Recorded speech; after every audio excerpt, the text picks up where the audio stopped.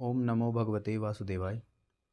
देखिए, श्रीमद् भगवत गीता केवल उपन्यास नहीं है, बल्कि ये अपने जीवन को किस तरीके से जिएं, अपने बिजनेस, अपने व्यापार को कैसे आगे तक लेकर जाएं, किसी मुसीबत में यदि फंस चुके हैं तो उससे बाहर कैसे निकला जाए, आदि आदि समस्याओं का समाधान हमें यह भगवत गीता दिलाती है।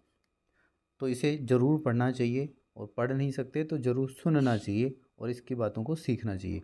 तो यहाँ पर हम बात कर रहे हैं, दुर्योधन अपने गुरु से कह रहे हैं, अध्याय 1 के श्लोक 11 में, अतएव सैन्य व्यूह में अपने अपने मोर्चों पर खड़े रहकर आप सभी भीष्म पितामह को पूरी पूरी सहायता दें। तात्पर्य क्या है? भीष्म पितामह के शौर्य की प्रशंसा करने के बाद दुर्योधन ने सोचा कि कहीं अन्य योद्धा यह न समझ लें कि उन्हें कम महत्व दिया जा रहा है।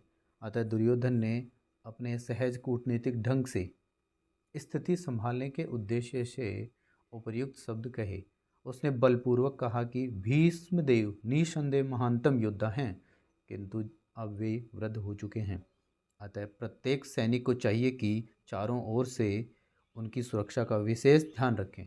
हो सकता है कि वे किसी एक दिशा में युद्ध करने में लग जाएं और शत्रु इस व्यस्तता का लाभ उठा ले। अतः यह आवश्यक है कि अन्य योद्धा मोर्चों पर अपनी अपनी स्थिति पर अड़िग रहें और शत्रु को व्यू न तोड़ने दें। दुर्योधन को पूर्ण विश्वास था कि कौरवों की विजय भीष्मदेव की उपस्थिति पर निर्भर है। उसे युद्ध में भीष्मदेव तथा द्रोणाचार्य के पूर्ण सहयोग की आशा थी, क्योंकि वह अच्छी तरह जानता था कि इन दोनों ने उस समय एक शब्द भी नहीं कहा था जब अर्जुन की पत्नी द्रौपदी को असहाय अवस्था में भरी सभा में नग्न किया जा रहा था, और जब उसने उनसे न्याय की भीख मांगी थी, यह जानते हुए भी कि इन दोनों सेनापतियों के मन में पांडवों के लिए स्नेह था। दुर्योधन को आशा थी कि वे इस स्नेह को उसी तरह त्याग देंगे जिस तरह उन्होंने द्यूत क्रीड़ा के अवसर पर किया था।